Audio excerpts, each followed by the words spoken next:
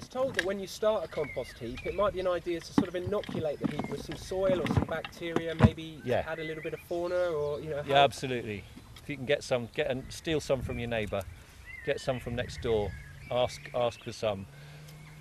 It really helps, and the more you can, and if you keep some back from a previous heap and put it through, you can even make a compost extract. Get some of your compost, put it in a bucket of water, stir it around, and you can make compost tea as well. You can bubble air through it, add some molasses and some seaweed extract, and you can multiply up those bacteria and fungi and different microorganisms, and then you can water them back either in your compost or on your garden, where you'll really, the whole benefit of making compost is to put those microorganisms into your soil, because that's what's making the plants grow.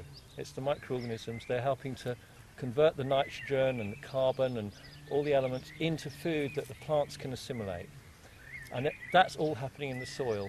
If you think of that, a billion organisms in a gram of soil and how they multiply in a compost heap. It will double every hour in a compost heap with the right amount of air and water and warmth. They're doubling every hour, and that's what's giving these huge temperature rises, 60, 70 degrees. Incredible process, really.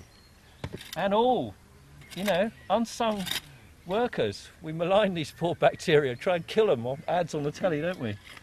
Kill them off. I say let them live. But it's the same principle whether you're doing it in a Dalek bin or in the council great big composting facilities. They have exactly the same concerns, the moisture, airflow, particle size, how big the things are chopped up. It's exactly the same. And how would you actually know that you've got a finished product that's ready to go back as a soil improver? Would you sieve it, for example? Yeah, you can sieve it. Basically, they had a big composting association. Now the organics, what's it called? The Organics Recycling Association. They had a whole 3-day conference, and at the end of that, they concluded that if it looks like compost, smells like compost, feels like compost, it probably is compost. Because it's, and actually lots and lots of people who tell me that they haven't got good compost, all you have to do is get a little sieve, take a bit, sieve it, show them what's sieved, and they're amazed. Once you take out the lumps and the bumps and the sticks, you end up with lovely compost. And all those lumps and stuff, you can just shove back in again, How would you go about sieving your compost to get a finer grain material?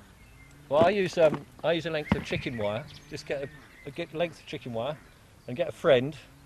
You stand with a length of chicken wire, your friend shovels some onto your chicken wire, and you just roll it from side to side.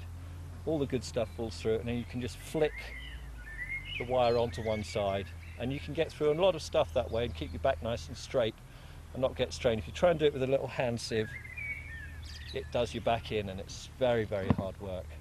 And also you've got a coarser, you can get different grades, can't you, of chicken wire. So that works well. And how long would you say on average, I know it's down to seasonal variation, but how long would it take from when you filled up your bin, for it to turn around and produce a compost product that's usable? Probably about 6 months. 6 months, I mean, starting now in May, so from sort of by September, this will be lovely stuff, I should imagine. And would you recommend lifting up the compost bin and actually turning the whole heap? And how often should you do so? I don't do that. You can buy special tools that you stab in to aerate them. I've not used them. If you've got enough good hard structural material, you shouldn't have to do that. If you've put predominantly paper and cardboard in, yes, you will have to break it up. You will have to aerate it. But it's quite a lot of work doing this, so I'd rather do my garden than mess about with that, to be honest. Make it right in the first place and just leave it alone. The worms will do most of the work. Would you suggest having a ready-made pile of sort of dry carbon-rich materials such as wood chip or cardboard at the ready, so you can get the mix right as you're putting food waste into the bin? Definitely. That's so easy to do, isn't it? Just save up that stuff. You can put it in bags. You can put it in a bin next to it, and then you can just have a scoop and put it in and add it. It's so simple to get that together.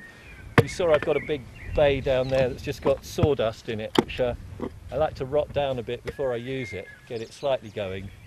But I can use that then. Fantastic. So sawdust is good, but don't use MDF. Only use, you know, good clean wood. Not any stuff with, not MDF, not blockboard, not fiberboard, that kind of thing. Got the chemicals in that will kill your microorganisms, unfortunately. What are the types of food waste that you really shouldn't put into your compost bin?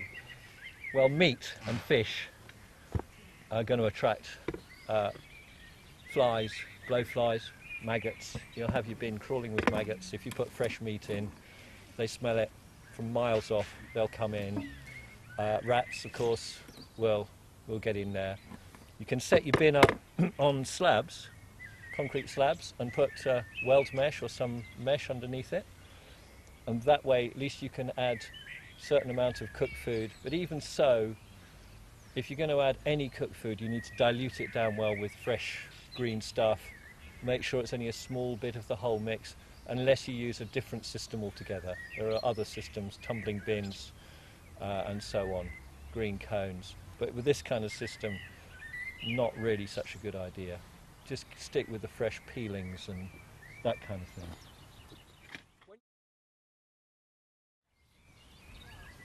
And what would happen if you got a build-up of flies? Is there any way to reduce the build-up of flies? What, fruit flies? Yeah, for Any example. flies? Well, fruit flies are attracted by fruit, obviously. You can wrap the fruit up in paper, put it in wrapped in paper. You can cover it up with some finished compost, or even some soil if you have to, although it's not a great idea putting lots of soil in. Try and cover it up and bury it and mask the smell of the fruit as much as possible. I mean, there's been a lot of fruit going into this, and there's hardly any flies around. It's quite amazing, really. So, as long as you get it composting well, or if it's very hot and it gets very hot, then the fruit flies also won't like that.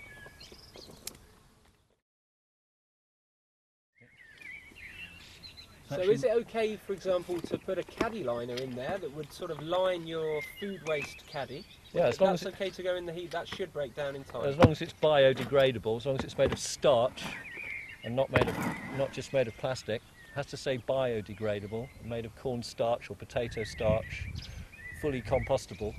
If it just says degradable, that's just plastic that falls apart. That's not good.